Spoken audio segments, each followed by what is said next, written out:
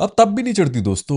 अब तब ही नहीं चढ़ती है थर्ड क्लास किस्म की हरकतों के उनके ऊपर। अब हंसी आती है इनकी शक्लें देख देख के। पहले दिन के मैच से मैं लगा हुआ हूँ, ये हार रहे हैं, ये जलील हो रहे हैं, ये जलील हो रहे हैं। ये शुक्र करो कि बारिश आई हुई थी तो ये फिर भी एंड में कोई चांस बना हुआ था कि कहीं ड्रॉ हो जाएगा, कुछ ये हो जाएगा, कुछ वो हो जाएगा। हम अभी हर तरह की चीजें लेके आएंगे, बैटिंग कोलैप्स हो गया, ये हो गया, वो हो गया। ओ भाई, हमने टॉस जीता हुआ है। ग्रीन विकेट के ऊपर हम टॉस जीत के पहले दिन से बैकफुट के ऊपर हैं। ये कोई छोटी मोटी बात नहीं है। टेस्ट मैच के अंदर जो टॉस जीत जाओ, कहते हैं लो जी कमांडिंग पोजीशन तो यही से आ गई। हम वहां से जलील होना शुरू हुए हैं पहले दिन से। आपको बीच में अगर किसी ने बचाया है तो वो आपके डेब्यूटेंट्स हैं, यंगस्टर्स भी नहीं। डेब्यूटेंट्स की बात हो रही, जिन्होंने जिंदगी में पहली दफा पाकिस्तान को रिप्रेजेंट किया है। वो अगर 30-30 रन भी बना के जाते हैं ना, वो भी बहुत बड़ी अचीवमेंट होती। 25-25 रन भी अच्छी टेक्निक के साथ अगर बना जाते, वो भी अचीवमेंट होती। आप उनकी बेस के ऊपर आखिरी दिन तक गए हैं।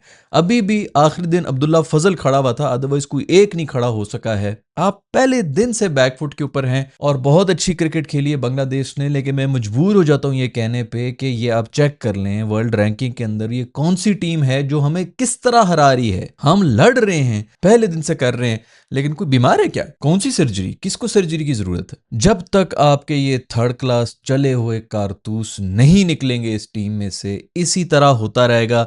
अब बहुत से एक्सपर्ट्स आगे जो कहेंगे जी माइंडसेट का प्रॉब्लम है, इसका प्रॉब्लम है, उसका प्रॉब्लम है। लोगों का हक मार के उनकी पोजीशन खा के बैठे हुए हैं। इनको कभी बरकत ही नहीं मिलनी है। अभी भी आप देख लेना कि 2 डेब्यूटेंट्स आए हैं, पूरे के पूरे 5 दिनों के अंदर सिर्फ 2 बंदे हाईलाइट हैं और वो दोनों डेब्यूटेंट्स हैं। क्यों? क्योंकि उनको हक मिल गया था, वो ऊपर आ गए थे। नहीद राना की पेस चेक की आप लोगों ने? आखिरी दिन 5 विकेटें वो लेके गया, 150 के ऊपर वो बॉलिंग करा रहा था। हमारे वालों के घुटने नहीं है, उनसे रनअप नहीं पूरा हो रहा होता, विकेट तक नहीं पहुंच सकते। ऐसे थर्ड क्लास और घटिया बॉलर्स मिले हमें। मैं पाकिस्तान का प्रीमियम हूं, मेरी पीएसएल फैमिली मुझे हीरो। यार ये उफ, यार कम से कम कुछ 2 हफ्ते तो गुजरने देते पीएसएल के इनको। थोड़े से जो मस्ती में दोबारा आए हुए थे, दोबारा छा गए थे पूरे पाकिस्तान के अंदर। इश्तिहारी सुपरस्टार्स एक दफा फिर से दुनिया के सबसे बड़े सुपरस्टार्स बने हुए थे। मैं कहता हूं यार क्या कोई जलील की है। उफ, एक होता है मारना, एक होता है मार के घसीटना। इनको कंबल में लपेट लपेट के मारा है ये। जब तक यंगस्टर्स का इसी तरह, मुझे बताओ ना भाई, मीर हमजा किधर है? वो अभी आपका लड़का वो जो आकिफ जावेद है, वो 150 के ऊपर बॉलें करा रहा है पीएसएल के अंदर। कहीं नजर भी आ रहा है आपको? भाई आप परफॉर्मेंस करके दिखाएं, आप तभी गायब हो जाएंगे। अपने लिए नुकसान आप तब कर देंगे जब आप परफॉर्मेंस करेंगे। इधर यार 35 लाख रुपए के प्लॉट के पीछे बाप जो है वो बेटों के कत्ल, बेटे जो है बाप को मार देते हैं। आपके ख्याल में ये पैसे, ये जितने करोड़ यहाँ पे लगे हुए हैं ना, जिस तरह ये चल रहा है, ये इस तरह कोई छोटा मोटा टैलेंटेड लड़का वो तो किस खेत की मूली है भाई। ये तभी होता है जब आप मेरिट को इज्जत नहीं देते हैं। जो मर्जी कहते रहें जी, ये हो गया, वो हो गया, हमारा माइंडसेट, हम प्रेशर ले गए, चौथे दिन हमसे चेज नहीं हुआ, फलाना। भाई ये सिंपल सिंपल आपने लोगों का हक मारा हुआ है, आप इसी तरह जलील हों। पहले दिन से बैकफुट के ऊपर हैं, ग्रीन पिच है आपकी। आप जो मर्जी बातें कर लें, जिस मर्जी चीज को हाईलाइट कर लें जी, रिजवान ने, वो सब पे आऊंगा, सब पे आऊंगा मैं। लेकिन पहले दिन ग्रीन पिच है, टॉस आपने जीता है ना, आपको पता था ना कि अभी जो भी करना है करो। सरफराज आपको क्वेश्चन करो भाई, एक्सपीरियंस क्या है?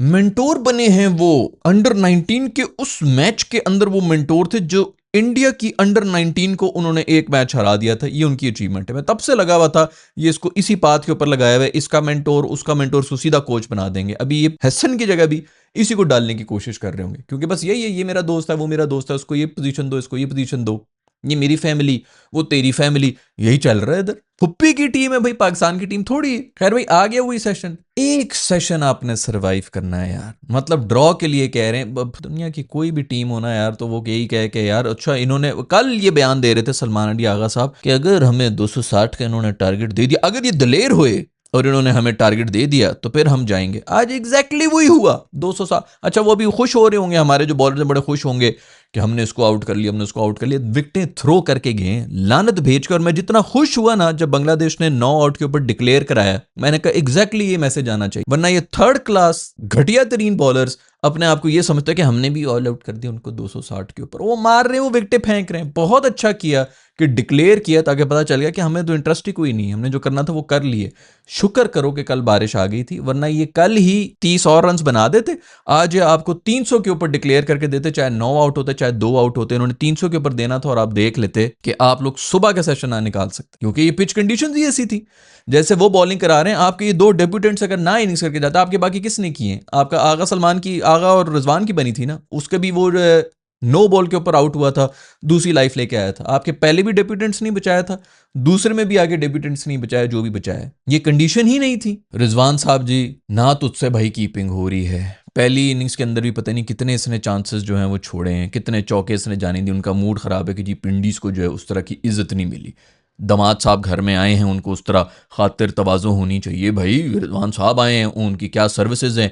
152 उन्होंने चेस कर दिया था, एक मैच जो चेस किया था, खुदा की कसम ये इंडिया को एक मैच हराते हैं 6 साल के बाद, और अगले 6 साल हमारे गले में हड्डी की तरफ फंसे हुए होते हैं, क्योंकि वो एक मैच जीत गए होते हैं। हम आज के बाद से इंडिया को सपोर्ट कर रहे होंगे कि खुदा के लिए कहीं इनसे ना हार जाना, ये अजाब हमारे सर के ऊपर बैठा रहेगा। वो जनाब मूड में ही नहीं है। फिर मुझे कोई थोड़ी उम्मीद आ गई कि चलो फिर पहली इनिंग्स के अंदर जो है बैटिंग के अंदर आगे उसने 50 कर लिए, कोई कॉन्फिडेंस आएगा, कोई कुछ आ जाएगा। थर्ड क्लास शॉट मार के तब भी आउट होता, मैंने कहा दफा करो यार, 50 रन ही बना लिए, कोई मूड सर का बेहतर हो जाएगा, कीपिंग थोड़ी सी बेहतर कर लेंगे।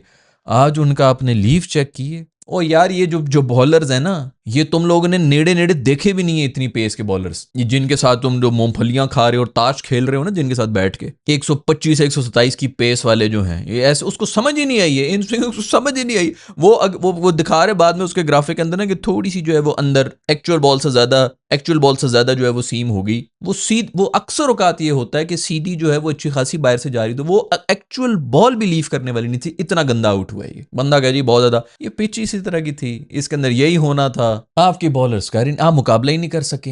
दूसरे दिन या तीसरे दिन से मैं शायद लगा हुआ हूं कि यार वो पिच जो है वो टू पेस्ट हो रही, कोई नीचे बैठ रही, कोई ऊपर जा रही है। तब से यही हालात थे आपके। पहले दिन वैसी सारी ग्रीन थी ना, पहले दिन आपने 400 रन खाए में, आपने टॉस जीत के ग्रीन विकेट के ऊपर, और फिर आप ये एक्सपेक्ट करें कि आप जीत भी जाएंगे। खुदा की कसम पहले दिन से बांग्लादेश डिजर्विंग था, और बहुत अच्छा हुआ कि डिजर्विंग टीम ही जीती। ये कि गलती से ये चेस कर लेते, वो बच्चा अगर खड़ा रहता, अब्दुल्ला फजल और खड़ा रहता, ये आपके, मैं कहता हूं इधर आग लगा देनी थी इन्होंने कि हम दुनिया की सबसे, वही होता ही है कि जीत के सब चीजें जो है वो कारपेट के नीचे ब्रश की हुई होती। पूरे के पूरे 4 दिन आप जलील हुए हैं, एंड में आके अभी कोई एक मौजा वो कर लेता, वो भी अब्दुल्ला फजल की वो डिहाइड्रेशन वगैरह होगी तो उल्टियां हो रही है, अच्छा वो उसको खड़ा किया हुआ, उसके बाद 2 बॉलें भी उसने पता नहीं किस तरह उसको नजर ही नहीं आई है, बॉलें वहां पे खड़ा रहा है। भाई थोड़ा अर्ली लंच करा दो, जो मर्जी टी शी जो भी होनी थी, खैर जो भी है घटिया, कोई एक वो तो नहीं। रिजवान साहब के लिए खड़े होकर तालियां होनी चाहिए भाई, जो खूबसूरत उन्होंने लीव किया, लीव ऑफ द सेंचुरी हो गया। ये पेस वेस तुम लोगों को पता ही नहीं है भाई कि क्या और ये इस पेस के ऊपर ना, ये जिसके ऊपर नहीद राना बॉलिंग करा रहा है, रजाक वगैरह बॉलिंग कराया करते थे, शोएब अख्तर, वकार, वसीम, इन पर तो बात जा ही नहीं रही अभी तक। हमारी टीम में कोई एक नहीं है। बांग्लादेशी कमेंटेटर्स में हमें पहले दिन की वीडियो के अंदर में ये बात कर रहे थे, हंस रहे थे कि नहीद राना की जितनी स्लोएस्ट बॉल है ना, उतनी किसी पाकिस्तान की फास्टेस्ट भी नहीं है बॉलिंग। ये हमारी पेस सेंसेशन जो हम कब से लगे में मंजन बेच रहे हैं, पेस फैक्ट्री हमारी, ये वो मैंने पहले भी बताया, मैं अभी बता रहा हूं, वसीम, वकार, शोएब, इन 3 लोगों की रोटी आज तक चल रही है, जो कि इनके अंदर बांटी जा रही है कि तुम भी खा लो, तुम भी खा लो। आज ये नाहिद राणे को देख के ना, खुदा की कसम रूफी का दिल कर रहा था कि यार रूफी आ जाए। जब उनकी टेल आई ना, वो कांप रहे हैं टेल वाले, कुछ कर ही नहीं सकते। आपके पास कोई एक बॉलर नहीं था कि मैं कहूं यार चल दौड़ इसके ऊपर, कोई एक बॉलर नहीं था। पूरे पाकिस्तान के अंदर कोई एक बॉलर नहीं है। रिजी भाई की बोल्ड के बारे में हम बात करें, रिजी भाई पहले भी बच्चे थे, बैक लेग के ऊपर उनको लगी थी, पता नहीं वो किस तरह मिसिंग हुई है, वो भी कब के चले गए थे। अब्दुल्ला फजल के बारे में भी जो हम बातें कर रहे हैं कि उसने अच्छी फाइट की, बहुत अच्छी बात है, डेब्यूटेंट से आप और कितना ही करेंगे। 3 चांसेस उसको भी मिले थे, 20-30 रन के ऊपर वो था, 40 रन के ऊपर था, तब तक वो 3 दफा सर्वाइव कर चुका था। एक दफा तो बोल्ड हुआ ना, बॉल लगी थी मेरे ख्याल में और बेल्स नहीं गिरी थी। क्या डिमांड होती है यार पाकिस्तानियों की। अभी हम क्या डिमांड कर रहे थे, हम या तो होना कि यार 550 रन बना के दो मुझे, बच्चों वाली डिमांड। हमको इस किस्म की कोई डिमांड कर रहे हैं, एक सेशन सरवाइव करना है। पूरे दिन के अंदर पूरी टीम ने 2-3 सेशन आपने सरवाइव करने हैं। बारिशों की वैसी प्रिडिक्शन थी, आप नहीं कर सके। जहनी तौर पे कमजोर हैं, जिस्मानी तौर पे ये कमजोर हैं। या तो बंदा कहना चलो यार जोर ही बड़ा है, किसी दिन जो है जोर भी नहीं लगाया जाता, जहनी तौर के ऊपर भी कमजोर हैं। और किस चक्कर में तुम लोग पाकिस्तान को रिप्रेजेंट कर रहे हो, ये नेशनल टीम के यार, ये लिटरली 22-25 करोड़ में से ये तुम लोग को मिले यार 11 डेप्यूटेंट्स के सर के ऊपर जो चौड़े हुए हुए हों। और आज आप चेक करें कि पिछली सेकंड एपिसोड जो थी डे 2 की, उसके ऊपर हम बात कर रहे थे कि भाई ये पहला आउट हुआ है, इमामुल हक आउट हुआ है, तो आपने दूसरे भी डेब्यूटेंट को भेज दिया कि जाओ जाके संभाल लो। 2 डेब्यूटेंट्स आए हुए थे। उस वक्त मैं फिर भी ये बात कर रहा था कि यार हो सकता है इन्होंने ये सोचा हो कि भाई बॉल जो है वो पुरानी हो गई है थोड़ी सी, उनका जो फर्स्ट लाइन ऑफ अटैक जो था बॉलिंग का वो थक गए हैं, उनको निकाला हुआ है और धूप शूप निकल गई है वटेवर, तो इनको थोड़ा ईजी माहौल है, अभी उनको कहते हैं कि ईजी उसके अंदर कर लो, बाद में जो है माहौल थोड़ा ख़राब हो जाएगा, तो तुम अभी ये जो है सेटल हो जाओ। ये मैंने अपनी तरफ से कहा था कि मुझे लग रहा था कि बाकी इतने मैच्योर डिसीजन लेना शुरू हो गए कि जी अपनी सीट कुर्बान करके बच्चे तुम अभी चले जाओ अपनी ईजी, हालांकि वो भी बकवास डिसीजन नहीं होती, उसको भी डिबेट हो सकती है कि 2 डेब्यूटेंट्स को आपने भेजा हुआ है। आज इतना प्रेशर है, पहले ओवर के अंदर इमाम आउट होके गया हुआ है और आगे से डेब्यूटेंट को भेज दे के जाओ जाके संभाल लो। 2 डेब्यूटेंट फिर खड़े हुए थे, 11 बंदों की टीम होती है, 13 लोग चढ़े हुए थे बैटर के ऊपर। बांग्लादेश ने इतना प्रेशर डाला हुआ था, 2 डेब्यूटेंट्स को आपने भेजा हुआ था कि जाओ जाके सर्वाइव करो, और वो उससे पहले भी मैं वो जो भी लंच वंच से पहले हो रही थी या जो भी हो रहा था ब्रेक से पहले, मतलब वैसे ही वो इतना ट्रिकी माहौल होता है 1-1.5 ओवर का 2 ओवर का, उसको भी छोड़ो, उसके बाद भी आपने जो है फिर दोबारा 2 डेब्यूटेंट्स के ऊपर छोड़ा हुआ कि सबसे जो इस वक्त प्रेशर जो सोक इन करना है, आगे जाना है कि नहीं जाना चेस के लिए, सब डिसीजंस जो हैं तुम लोग जाओ जाके देख लेना बेटा, अभी आप लोगों की उम्र आ गई, अब हम तो आराम करेंगे पीछे से, अब आप लोगों के शाइन करने का टाइम है, हम आपको अपॉर्चुनिटी दे रहे हैं। ये देख के हमने 2 डेब्यूटेंट्स को भेजा हुआ था। कोई पूछने वाला है कोच साहब क्या किस चीज का उनकी अचीवमेंट है कि मैं कप्तान बहुत बड़ा हूं, ये भाई तेरी ये स्ट्रेटजीज होती हैं, ये बना रहे होते हो तुम लोग ड्रेसिंग रूम में बैठ के, हम यहां पे बैठ के बता सकते हैं क्या है, हम कोई क्रिकेटिंग एक्सपर्ट हैं, हमने इंटरनेशनल मैचेस खेले में, हम यहां पे बैठ के बोल सकते हैं एज अ फैन, ये लोग नहीं बोल सकते जो इन्होंने पूरी उम्र खाई सिर्फ एक चीज की। भाई तुझे कोई न्यूरो सर्जन बना रहा है, तुझसे कोई जहाज उड़वा रहा है, तुझसे कोई वकालत करवा रहा है, क्योंकि ये तो पढ़े लिखों के काम होते हैं ना, तुझसे कोई पढ़े लिखा काम करवा रहे हैं हम कि भाई जाके ये काम कर वो काम कर, जिंदगियां तुझ पर डिपेंडेंट हो। एक तेरे में स्किल रही है, पूरी पूरी खानदान के अंदर ना सबसे नालायक होता है जिसको बाप पूरी उम्र जूते मारता रहता है कि पूरा दिन धूप में खेलता रहता है, अगले को देख उसने ये पढ़ लिया वो पढ़ लिया, उनमें से कोई एक निकल जाता है, टीम में सिलेक्ट हो गया, पैसे आना शुरू हो गया, उसके घर में भी इज्जत बन जाती है। पूरी की पूरे खानदान में जो एक दाना इनका निकलता है पूरे खानदान को उठा के ऊपर बैठा हुआ होता है, उसकी अचीवमेंट क्या होती है कि वो बल्ले को जो है मिडल कर सकता है। एक काम तूने पूरी जिंदगी में किया हुआ है। इधर लोग जो है बाहर सड़कों के ऊपर जाते हैं, सुबह पढ़ रहे होते हैं, रात को नौकरियां कर रहे होते हैं, क्या कुछ नहीं कर रहे होते, खानदान पाल रहे होते हैं अपने पूरे, फेम इनको मिली है, पैसे इनको मिले, एक स्किल है तेरे पास भाई, तुम लोग ये डिसीजंस लेते हो भाई। 2 डेब्यूटेंट्स को भेजा हुआ जाओ जाके कर लो, संभाल लो, तुम लोग अब जो है मैच्योर इनफ हो गए हो, जाके कर लो। अभी भी ये जो हमारे 60-70 रन हुए हुए थे उसके ऊपर भी 40 रन जो है वो अब्दुल्ला फजल के थे, नहीं तो मैं लिख के दे रहा हूं हमसे यार 30, हम ये अभी भी बहुत बना के चले गए हैं जो है आखिरी इनिंग्स के अंदर करके चले गए। अब्दुल्ला फजल ना होता इनसे 100 रन नहीं होने थे। खैर अभी निकालो अब्दुल्ला फजल को, अब नहीं करेंगे, अब उनको पता है कि भाई सख्त किस्म की गर्मी आ गई, दोबारा से जो पीएसएल के अंदर वो जो हम थोड़े से छुप गए थे, किसी ने नहीं देखा पीएसएल, सिर्फ इन्हीं थर्ड क्लास लोगों की वजह से पूरी पूरी आपने स्पोर्ट्स इंडस्ट्री, आपका जो इतना बड़ा एक ही स्पोर्ट था, एक नेशन के पास एक ही स्पोर्ट था, वो भी आपने उसके अंदर से भी इंटरेस्ट खत्म कर दिया लोगों का, ऑडियंस का, कि पीएसएल तक नहीं देखा लोगों ने। अब इनको फौरन पता चल जाएगा, अब फौरन पता चल जाएगा अभी गर्मी है गर्मी है गर्मी है, तो अभी वो सऊद शकील के ऊपर ये फेरेंगे छुरी, क्योंकि अब अब्दुल्ला फजल को तो बाहर निकाल नहीं सकते, बॉबी ने भी वापस आना है। बाहर करो यार इन सब थर्ड क्लास लोगों को, बाहर करो यार। मैं पता नहीं कितने साल हो गए मैं यही बोल रहा हूँ कि अगर हम नए बच्चों को लेके आ जाएं, बिल्कुल ही नए, जिनका कुछ पता ही ना हो कि क्या नाम है, अभी आए हैं ना 2 नए लड़के आए हैं, पता भी नहीं है कुछ का क्या है, और अच्छी खासी कम से कम सॉलिड टेक्निक तो दिखा रहे हैं ना, इंटेंट तो दिखा रहे हैं। नए लड़कों को अगर आ जाएं क्या हो जाएगा, यही होगा ना जो हो रहा है, इसी तरह हार जाएंगे, वो भी हार जाएं यार। इनके साथ हम कौन से वर्ल्ड कप जीत रहे हैं, ऐसी कि कौन सा पावा है यार इनके पास। पहले बोल रहे होते थे, हम ही यहाँ पे बोल रहे होते थे कि भाई थोड़ा सा इनको टाइम दो, कम से कम 6 महीने का रन तो दो, एक प्लेयर आया है उसके ऊपर अच्छा बुरा फेज आ जाता है, अनलकी हो रहा था, फलाना हो रहा था।